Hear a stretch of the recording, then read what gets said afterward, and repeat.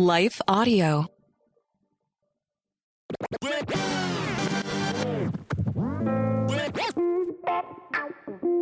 Hey, welcome to the Gospel Rant. I'm Dr. Bill Sindred with Gospel App Ministries, gospel-app.com.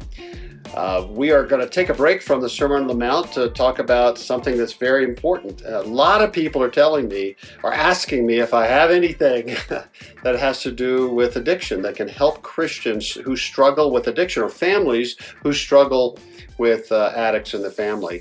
I have some, but most of what I've learned from conversations with my dear friend, Carrie Despres. She is here today. She's visiting my home in the Denver region, and it's so great to have her here. Before we get to her, and she's going to teach us a lot about the gospel and addiction, I need to do a word from our sponsors. We're on lifeaudio.com. You can check out the other podcasts there. And part of the gig is we actually have sponsors. I mean, who knew? But so we're just going to take a moment and hear from them. We'll see you in a minute. Miracles are everywhere. Let our adventure begin! Discover PureFlix, your premium streaming service where faith and family values come home. Ready to have some fun? The most exclusive selection of quality, wholesome movies and series that will uplift your spirit. A man can argue whether God exists, but when he looks at his daughters, he knows. With new arrivals every week. Unbelievable. Save big and enjoy the possibilities, like invitations to exclusive theatrical screenings. I see it, so I believe it. Find out more by joining today at pureflix.com. When you've had a long week and want to mix it up with something new and interesting to eat, try Blue Apron's 2 or 4 serving menu plans with those hard-to-find ingredients sure to spice up your weekend. With 60-plus options each week, you can choose from an ever-changing mix of high-quality meat, fish, vegetarian, WW recommended, and wellness offerings. Get $130 off across your first 6 boxes. Plus, your first box ships free when you visit blueapron.com/blueculinary.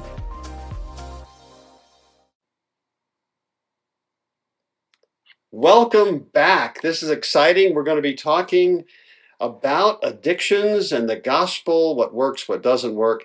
And I do want to introduce one more time my dear friend, Carrie Despres. She and her husband were part of our first church plant in 1995 in the lower mainland of Vancouver. It was a ridiculous, wonderful experience. So Carrie, welcome to my home and welcome to Gospel Rant. Oh, thanks very much, Bill. Thanks for having me. Glad to. And what a great thing to pick your brain. We probably could do 2 or 3 podcasts. We'll try to focus on just one. So to help the listeners know a little bit about you and this whole topic of addiction. Well, Bill, I think I've been an addict almost all of my life. And I've had a number of different types and forms of addiction. If I think back to my earliest times when I was a child growing up in an alcoholic home that was extremely dysfunctional, my very first way of escaping the chaos and the insanity was to daydream and to pretend that I lived in a Walt Disney family. And I'd go into my bedroom, close the door, and make up stories in my head, just to escape the yelling and screaming that was going on. Both parents. Yeah. So that was the first way that I developed an addiction in order to cope with the feelings and the chaos and the powerlessness that I was experiencing. There was absolutely nothing I could do to change what was happening. Yep. So I did that all through being a child, and then when I got into high school, sports. So sports allowed me to go to school early for practice, to stay late, to go away on weekends, and so it was more of an avoidance, but it provided an escape from what was going on at home. And so that became the way of coping and not dealing with it, but just coping with it. So somehow escaping from the reality of what was going on. Wow. And were you intentionally doing that, or looking back, you're recognizing that's what young Carrie did? That's what I did. I had no other means of dealing or processing. What else would you do? There was so much shame around the fact that my dad was an alcoholic and beating my mom on a regular basis. Oh, is that right? Mm-hmm. Abuse. And then he would leave quite often, and we would be, stuck going on welfare. And so there was Wow. a tremendous amount of shame. So there was no way I was ever going to tell a soul what was going on in our house. Yep. So that's what I practiced all through high school. And I guess the only hope that I had was when I was young, there was this man that used to come and pick us up and take us to Sunday school. Oh. And when I went to Sunday school, there was this family, and they loved each other. Mm-hmm. They loved God, and they loved each other, Mm-hmm. and they had a sense of peace. And so I started making a plan at a very, very young age. Mm-hmm. I made a plan that I was going to get out of there. I was going to get Did out you? of my house. Yeah.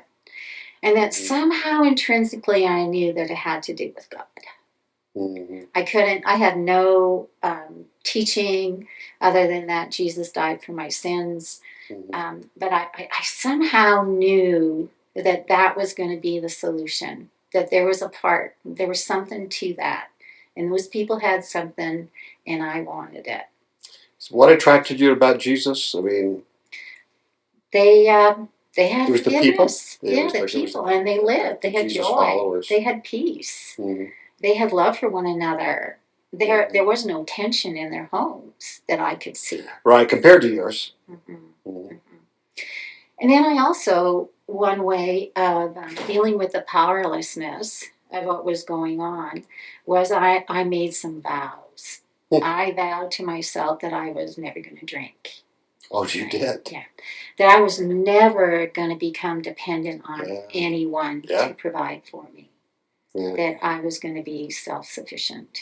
And so all through university, I had scholarships and I never told anybody. I worked every summer and made money, and I think my family thought that's how I did it. Mm-hmm. But that's how I got myself through university, through scholarships.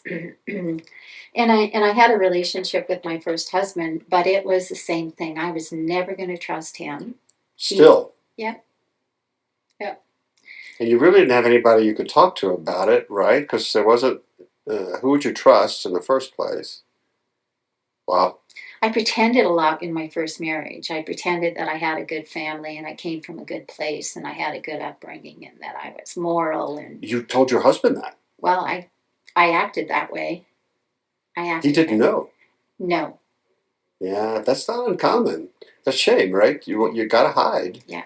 And you somewhere in your brain you think that if they knew my dirty secret, they wouldn't like me. Exactly. Yep. Yeah. So I just put all that stuff in a pack sack and carried it around. I experienced my first bout of depression when I was in my third year of university. I was working as a hydrometer reader, and I just felt this overwhelming sense of doom and despair.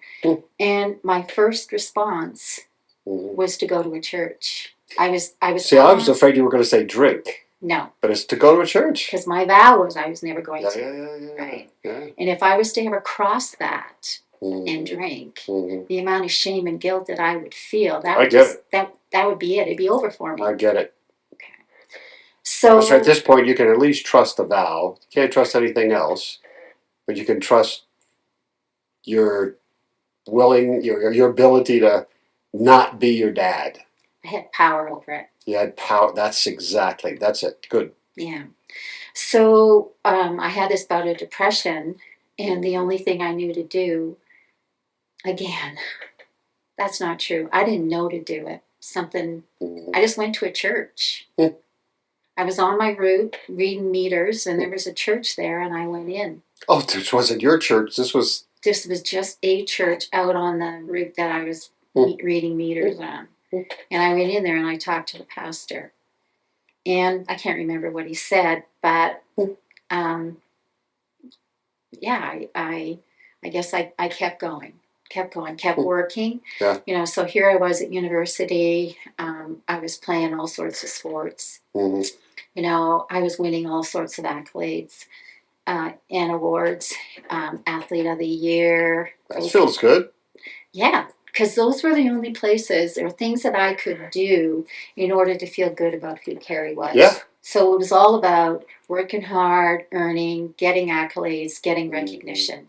But it was never enough. It would appease the lack of self-esteem that I had, but it was exhausting, pretty exhausting. So then I got my first job up north, and the craziness continued. Of just working all day and training and running. And by this time I was running marathons and triathlons. And, I somewhere in there I did get married, but I never let down my guard. I never became dependent on him for anything. Because dependence means pain. Yeah, well, I couldn't trust anybody. Everybody in my life had always let me down. So I was self-sufficient, self-reliant. Okay. And that started to break down. And again, the place that I went was a church. Wow. My God has always been faithful to surround me with Christians. And I've always been attracted to them. So when I was working up north, there was a woman, Louise Corliss. She was a librarian at our school. And I wanted to be close to her. I just wanted to be close to her. And so I'd go to the library and I'd chat with her all the time. And eventually she invited me to a Bible study. And I started going back to church and started teaching Sunday school. But my addictions were still there. And still wearing a mask. And still wearing a mask. Yeah. Very lonely. Yeah. I mean, and all said and done, you were ridiculously isolated. On my own. Yeah. So when my first husband told me that he'd been having an affair for my a goodness. year, Oh no. we were both teaching at the same high school, and I was a female phys ed teacher, and he was the male phys ed teacher, and he was having an affair with the other female phys ed teacher in front of me, and I had no idea. So you can imagine, I don't think I was devastated. I just recognized, you can't trust anybody. Yeah, it fit in the pattern. It fit in the mold. This is the... Yeah. Forget Disney. This is real life. I remember him coming to me the day that he was leaving, and he said to me, Carrie, I've never met somebody so strong as you. You'll make it. You'll be fine. You'll have no problem. Oh, very sensitive guy. Yeah. But he was right, Bill. That was what I portrayed. I was self-reliant, self-dependent, and I really believed I had the power to do my life. And there were only these little cracks every once in a while. And when those cracks came, by the grace of God, I went to church. So loneliness, we now know, is actually a pain in the brain. It actually, the DACC, it feels like your brain recognizes loneliness as an ouch, which means it becomes obsessed to get rid of that ouch, right? We probably don't recognize the obsession, but we have to get rid of the ouch. How did you get rid of the loneliness ouch? I ran. Okay. Exercise. Okay.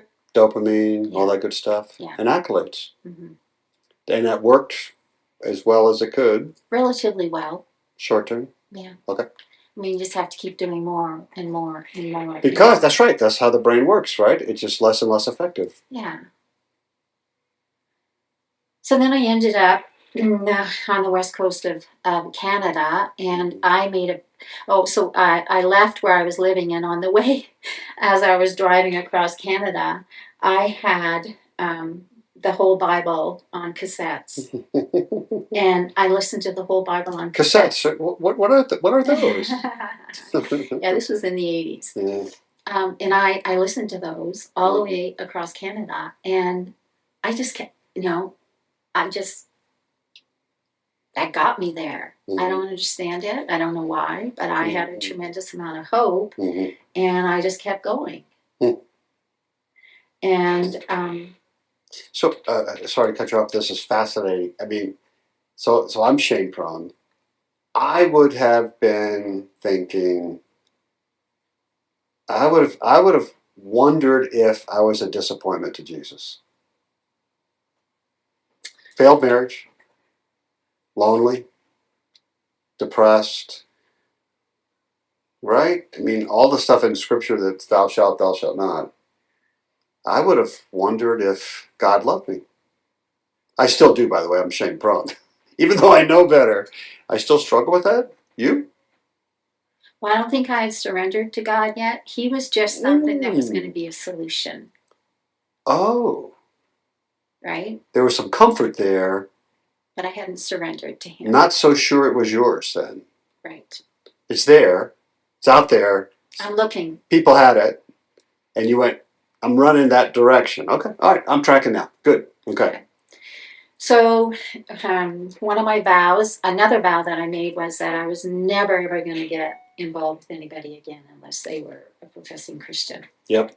Hence, I meet my second husband, and Blaine. my husband Blaine, and we get married, and the insanity stops for a little while, right? But then we had gotten married very, very quickly, and there were lots of unresolved issues for myself, and so we started to fight. And Is this new? Did you fight with your first husband? no, Okay, this is new. Okay. I didn't fight with him. Interesting. And we really fought. Like it was crazy making, right? And I kept like kind of projecting it onto him, like, wait a sec, you're a Christian, you're supposed to be the answer. You're supposed to, why isn't this working? Like, what's going on? And it wasn't working for him. No. And it wasn't working for me either. Just Christianity thing. He couldn't be your savior. He couldn't be your life vest. I wanted him to be. Yeah. But he couldn't. And I think like all the other addictions stopped working too, like the running and the exercise and I was just always exhausted. And so I just became progressively more and more depressed and turning inward to the point where I couldn't get out of bed. And depression, it's exhausting, emotionally and physically. Well, I think I had suffered from depression in the past, but I'd always been able to pull myself out of it through exercise or getting busy. Gird your loin and yeah, that kind of stuff. And so I was desperate. I was desperate to get out of that reality of what was going on. I couldn't. I needed a way to escape it. I needed a way to pretend or be able to manage it. And I could see it in your face. You were desperate. Yeah. And so I went downstairs and I got a bottle of Chateauneuf de Pop. That's where you went. And I opened it and I drank the whole bottle, Bill, and it all went away. Oh, yeah. It was the solution. Yeah, it is short term. And that became the solution. Oh, yeah, I can track that. And it's not all your fault. It's your brain, partly, right? Your brain was saying, I got to get this ouch out of here. Something has to deaden the pain. Something has to dull my senses so I don't feel hurt or lonely or ashamed anymore. And alcohol, drugs, people, you said it works. It works. Short term. Well, it works, and so because it works, and it works real well, I just kept doing it. And so I wasn't one of those... You ramped it up fast. Ramped it up fast. Makes sense. Within a year, 18 months, I was admitted into the hospital with full-blown pancreatitis, and the doctors didn't expect me to live. Because of the drinking? Because of the drinking. Within a year? You always do things full on, Carrie. Yeah. I was desperate. I took a leave of absence from my job, and I just drank every day. I drank absolutely every day to escape what was going on in my life. So by that time, my second husband and I, we had been married, and we were part of a church. And so the elders of the church came, and they told me, they read me the law. They told me I needed to quit. And I don't blame them, Bill. Like they were desperate too. They had absolutely no idea how to deal with what was going on. Most elders, pastors don't. they had approached me on a couple of occasions to try to get me to talk to me and tell me to stop, and that I couldn't keep doing it, and of course in my psyche, the options were to not drink, but then deal with the reality of what was going on. By this time, my husband and I were separated, and so, I mean, that was crazy. How was I ever going to do that? There was no intervention or no other source of help. It was just stop. You're not, Right. you're not supposed to be doing this. You're a professing Christian. And then eventually they kicked me out of the church. They withdrew my membership and told me that I couldn't be part of the church, and until I cleaned up my act. And this is where I sort of came into the picture in your life in that church as well. And I can say what they were hoping for was that you would feel guilty about it and then choose to change. That's the idea, right? Of excommunication or, but yeah, for addicts, the problem is they can't choose to change. No, the way I understand it, and I don't have a complete understanding of addiction, but when I was drinking, all of my thinking and my decisions, choices were all about were all through a state of like being drunk. Like so you're not thinking clear. I wasn't thinking clearly. I wasn't making good choices. But still, my head said that the solution was to just get drunk and pass out. So for somebody to come along and say, we're taking away your solution and we don't have anything to replace you can it, no longer hang around we Christians. and you can't drink, you can't have your solution. You got to just sit there and live in that reality. And Bill, if I would have stopped drinking at that point without any support or any program, I really think I would have just killed myself. Yeah. There was no other the alternative. ultimate deadening of the pain. Yeah. So when I got admitted into the hospital with acute pancreatitis, again by the grace of God, my doctor was a recovering alcoholic on Monday. Yeah, and he was wonderful. He kept telling me, Carrie, you are powerless over this. Well, heaven forbid somebody tell me I was powerless. What else you got? And then I'm going to have to surrender to a higher power. Are you nuts? Give up control. So it took me, I think it took me a really long time to get to that place where I didn't surrender, but I got surrendered. And that was lying in that bed and the doctor saying, you're going to die. And there was no other choice. It wasn't a choice to surrender. There was no other door to go through but surrender. But the surrender was a door. You saw it as a door? Did I see it as a door? Or was it laid on you? It just was. There was no other way. There was no other place to go. See, this is fascinating. So we say, I've said to a lot of people is, you just need to surrender. You need to surrender. And they look at me like, what the hell does that mean? I think I was brought to the end of myself. Like physically, I couldn't run. Mentally, I was so depressed. I was in a black hole. Spiritually, I needed someone to do it for me because I couldn't put it together. I needed some. Remember when in Sonship they taught us about the caterpillar in the ring of fire, and that sure. That was me. I was the caterpillar. And they're my in a best. ring of fire, you can't find. You're toast. You can't get out because it's a ring of fire. And somebody comes along and he picks you up. And I believe that was God. Yeah. So we're going through Matthew in the podcast and Sermon on the Mount. Twice in Matthew, Jesus talks about God making people see. And that's the word. The song that I like, the worship song Jireh. That's what that is. It's God made Abraham see the lamb that was already caught in the. Made him see it. Yireh. It's he provides, but it's make you see.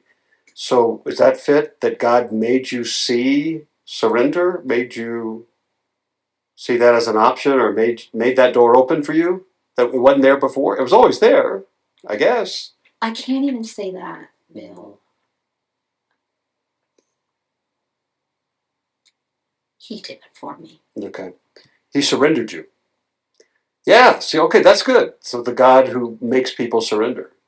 See, in our day and age, that's offensive. I don't want to lose control. No, I choose to surrender. What you're saying is, yeah, I chose, but it was after God picked me out of that ring of fire, and I went, okay, what I've just done is surrender. Yeah, I can't take any credit for it. Yeah. Because I think if lying on that hospital bed, if somebody would have walked down and offered me like a cider, I would have taken it. Because that's, so it was really miraculous. Okay. All right. And what happened when you surrendered? Well, I was in the hospital, so I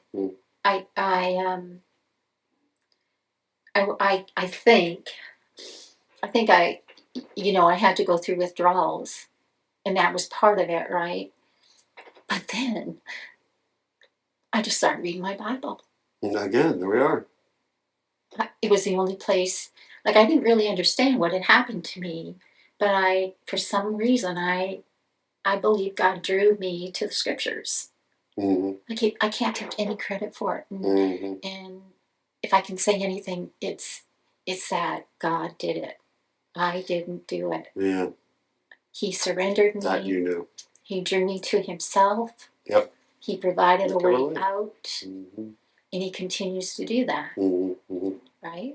Okay, hold that thought. I've got to take a break for sponsors again. Sorry about that. But anyway, so we're going to take a break, short break for a couple of sponsors. We'll see you in a minute. How long have you been fishing here, Dad? Since I was your age with your grandpa. Most people don't think about where their water comes from, but Veolia does. We think about the big picture, about developing access to water resources, taking care of them, and preserving them for generations to come. That means being innovative and finding solutions that help people locally and protecting the environment we all depend on. I think I got a bite. Looks like a big one. Veolia, more than water. Maxwell's got the trucks, man. Maxwell's got the trucks. Ram Power Days are here at Nile Maxwell Chrysler Dodge Jeep and Ram in Killeen. We've got 0% financing now available on a 2022 Ram Lone Star, along with a great Nile Maxwell Killeen price. Avoid the sticker scam at all the other places and buy at Nile Maxwell Killeen. Exit 287 off the East Central Texas Expressway. 2-wheel, 4-wheel, everyone's a deal. Nile Maxwell's got the trucks. Okay, we're back with Carrie Despres and talking about this amazing, ridiculous surrender that God does. And you listeners, you get it. We've all been there once. We get it. We just get it. It's a miracle. We don't know us. Why us? Why did God do it? But yeah, we get it. That's when we started hearing the music.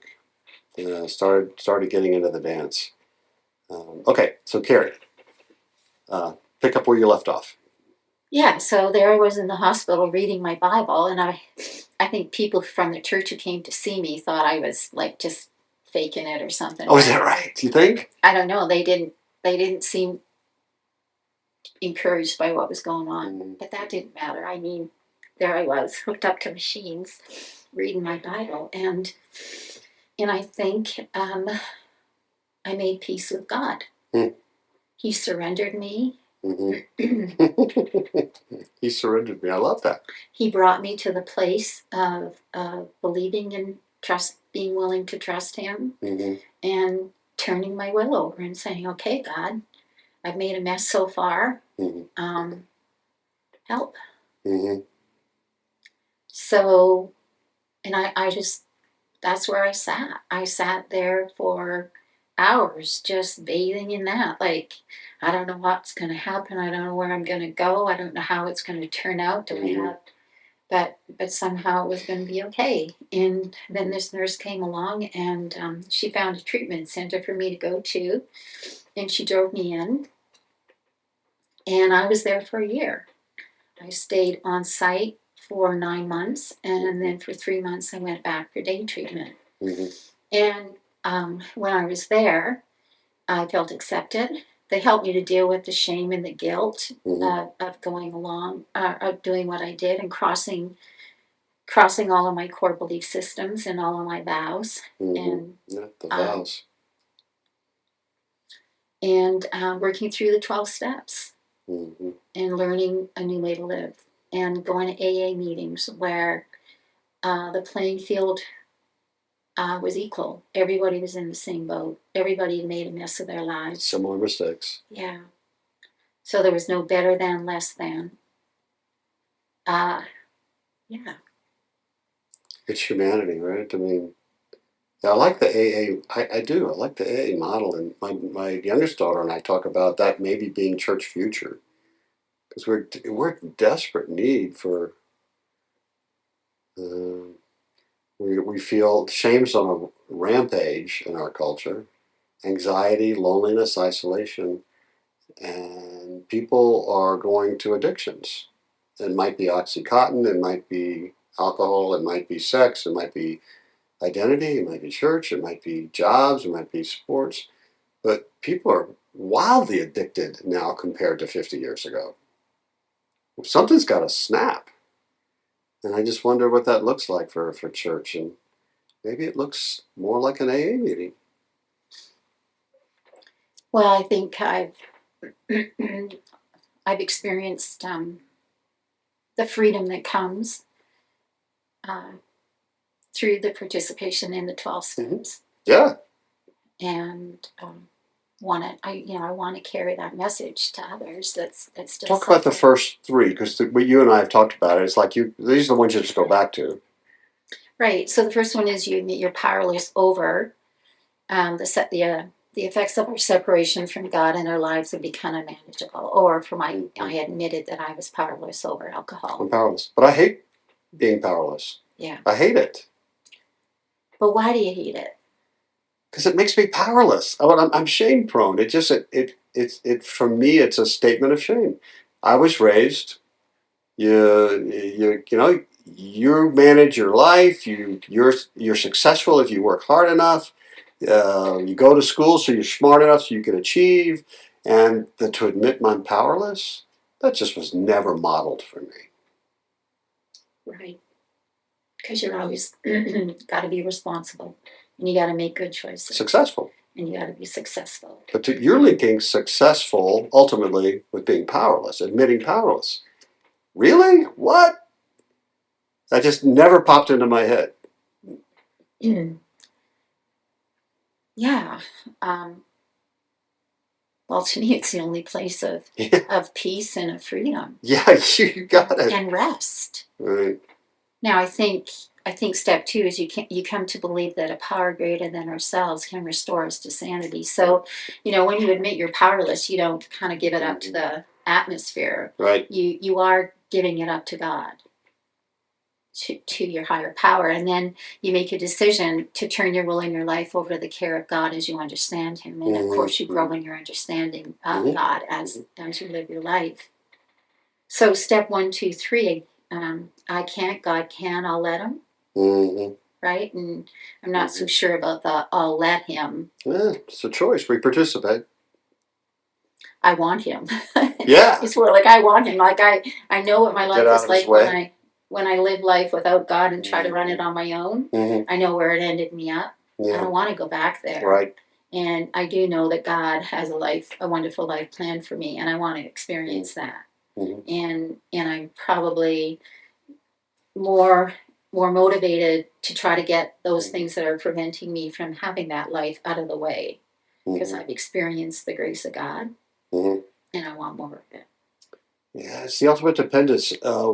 People who've been listening to Gospel Rant know, like I say this all the time, discipleship, spiritual formation, and life for Christians, it's not about becoming more like Jesus.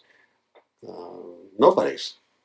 That's a huge standard versus becoming more dependent upon Jesus.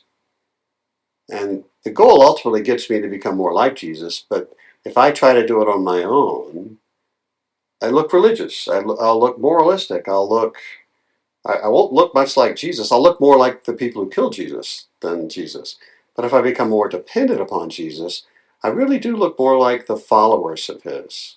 Flawed people who are becoming more and more dependent upon Jesus and trusting in Jesus. Then I actually become more of a lover of others and lover of God. So the first thing is to figure out how, in my context, in my world, in my brain, I can become more dependent upon Jesus, his Spirit. Okay. And so I would say that, in the 12-step program, they have what we call common behavior characteristics. Okay. Mm-hmm. And those are those behaviors that I exhibit when I want to be self-reliant, when I'm self-sufficient, when I'm trying to build my own reputation, to find my own righteousness or build it. Those are all of the things that will block and prevent that I will do and keep doing in insanity, expecting that same result of feeling right. Yep. Right? But they prevent me from going to God. Yeah. And so what I need is that I need people in my life that recognize those behaviors and will point them out to me and go, there you go again, Care. Like depending on yourself. Or there you go again, trying to earn your reputation. Yeah. There you go again, trying to be right. Mm-hmm. And so having repeated the insanity of performing that behavior and ending up feeling shame and guilt and separated from God, just having a taste of the joy that comes from running to God and going, you fill me instead. Yep. Oops. Yeah. Or even sometimes, Bill, when I recognize this, it's just help. God, have mercy on me. Deliver me from myself. Pour out your Spirit. Make me believe that I don't need to build my reputation on my job. I don't need to build my security in my bank account. And Bill, we've been visiting with you and you've watched me. I don't have this figured out. All I know is that I need people in my life who will point out what I'm doing, the way I'm living, and point me to Jesus. I think that's church future. I think that's church. Yeah, it should be. That is church. And Bill, we talked about the good enough parent. And that's on my heart because I think a lot of these things get set up when kids. Oh, totally right. First 2 years of life even. Yeah. And it can change. The research has shown if a child, if a parent, caregiver, particularly mothers, but not necessarily mothers, attune with their child, that deep brain, neural, emotional connection, where the mother's holding the baby, looking eye to eye, and she goes goo goo goo goo, and the baby goes goo goo goo, and chuckles and laughs, and the mom, that connection, very powerful. It's a brain mirroring. If that happens 30% of the interactions, the child goes into their next stage of life, toddler. They're willing to explore the world. They're easier to get along with. They cry. They dysregulate less. They still dysregulate, but they dysregulate. They're willing to learn. They actually learn faster. It's amazing what happens versus families that, for whatever reason, don't do that. 30% is doable, but it's intentional. Yeah. We have to be intentional. And then adolescence is that next season of life where it seems to make a real difference for parents to be intentional. And they end up having happier kids. It's not rocket. It is brain science, but it's not rocket science. We can do this. We can do this. And what I tell parents of teens and tweens is it's not too late. If your child had a bad go first 2 years of life, this is the mulligan. Yeah. This is the redo. They are looking for you to have their back. They're looking for you to be their best fan, to tell them how much you adore them as they are, and it begins to rewire their brain. A little. Yeah, I don't think it's too late. Ever. That's right. Ever. I think people who struggle with addiction and don't get surrendered until well into their later years, I still think that there's recovery possible. Sure. I still think they can experience surrender and they can experience, reconciliation with God, with themselves, with the people they've harmed, and that they can keep doing that. You can bring reconciliation. All right, we're going to have to wrap it up, but let's wrap it up on the gospel. Give me a gospel presentation or the essence of the gospel to other Carries out there in their teen years, let's say. What would have resonated with you, or captured your attention, or arrested you, jarred your brain when you were in that hole? Well, I think that God was faithful to send a teacher.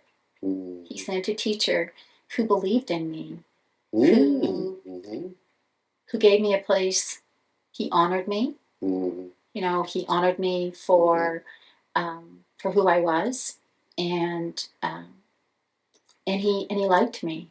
I could tell he liked me, and that was a safe place, which every kid needs. Yeah. Hence, I'm a teacher.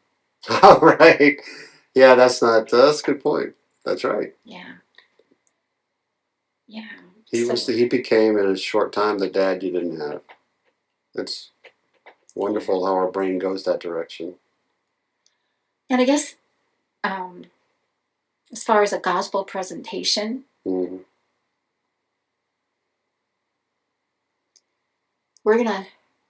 it's our human nature to look and explore all different avenues in order to get to that place where we figure it out that they don't work. And I just hope and pray that when people get to that place, that God reaches down and touches them. That's my prayer. That's what God does. Yeah, good. That's excellent. Yeah, just layer on top of that, God actually doesn't walk away from people like little Carrie, young Carrie. He pursues. He draws near. He's not disgusted with her. He honors her because he does. And that, when she looks up in his eyes eventually, she sees what her brain's been looking for. Someone who is her biggest fan. It's shocking. And she needs to be surrendered, like you said. But he does that too. Yeah, he does. Yeah, that's good. Oh my goodness, we should do more of these podcasts. All right, so I need to close this one. She mentioned Good Enough Parent. It's up and running, goodenoughparent.online. It is totally free if you are a parent or caregiver or guardian for teenagers or tweens or preteens. You're going to want to take a look at this. Again, it's free. We send you 15 tips, short tips, 10 to 15 minute tips, one a day for 15 days. We give before and after surveys so you can see where you grew, where growth could happen next. Look, we did some testing on this and the results were fabulous. You don't become a perfect parent, you become a more good enough parent. And that's noticeable. Check it out, goodenoughparent.online. If you have any questions or concerns, contact me, Bill at gospel-app.com. I want to thank Carrie again for participating and being so transparent. I love it, absolutely love it. And I'd like to thank Life Audio as well, lifeaudio.com, for providing the platform. So we'll get back to the Sermon on the Mount in the next podcast. Until then, take heart, child of God.